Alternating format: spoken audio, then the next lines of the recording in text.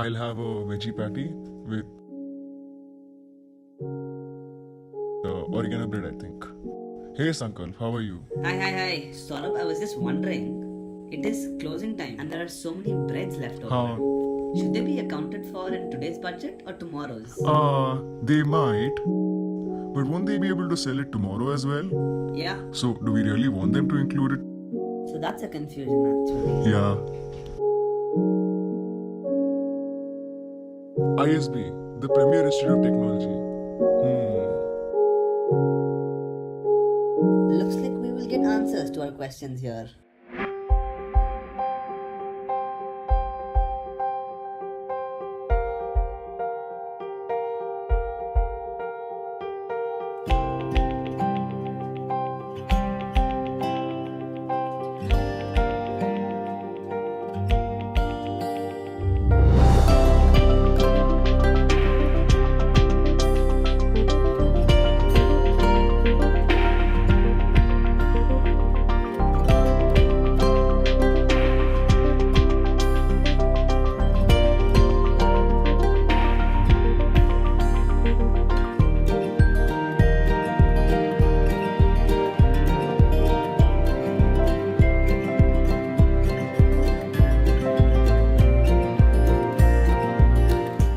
Come to a business school to learn about how to run a business. Duh. And the core pillar of running a business is to think about how to handle money and how to make decisions from the shoes of a manager. So we thought we'd ask our classmates, what do you think was the most important subject on campus? So guys, what is your favorite subject on campus? MADM. Brilliant. So what is the one subject that made you wake up every morning and go to the class? MADM. Demo.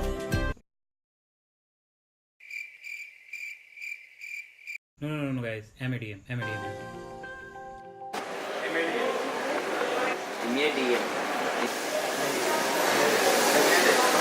Wait a second. The last three guys didn't even go to class. They were from Goyals. This seemed just like a publicity stunt. How can the answer to everything be MADM? I'm going to test you on that. Where do you get the best pizza on campus? MADM. Not MADM. But jokes apart, madam or managerial accounting and decision making is one of the core skills which everyone needs to learn. Whether it's negotiating with your kids, or with the laundry guy, or maybe just the sabzi wala. Managerial accounting has an application invariably in all areas of your life. I'll take you through what MADAM is. It's a core course taught in term 3 called Managerial Accounting and Decision Making. The purpose of managerial accounting is to take you through primary source of cost data, whether the data is reliable and verifiable, and also to make some efficient decision making. The course content covers 5 areas called budgeting, margin calculation, cost accounting, activity-based costing, and transfer pricing. I'll start with what budgeting is all about. Budgeting is essentially planning for all your costs which will be incurred over the course of a year or any time period. Margin calculations is basically a way to figure out how profitable your business is actually going to be, whether you are making the bare minimum profit margins to break even. Cost accounting is just another way of recording all costs incurred in a business. Activity-based costing is just a fair way of allocating the due cost for any projects based on the resources used by the project. To explain this concept of activity-based costing, I would like to give you a small example. Let's take an example of a bank. A bank has two kinds of customers. One is a retail customer and the other one is a business customer. But as per traditional costing methods, the bank just assigns an average cost to both kinds of customers. This is where activity-based costing comes in and makes a huge difference, because these two customers do not have the same kind of cost associated with. The problem with this kind of costing is that even though you have a cost per customer, the reality is that these two customers use different services of the banks to a different extent. The normal customer visits the bank a lot more frequently than a business customer. The normal customer deposits an amount which is a lot smaller than that of the business customer, and the business customer is used to a higher degree of personalization which a normal customer does not need.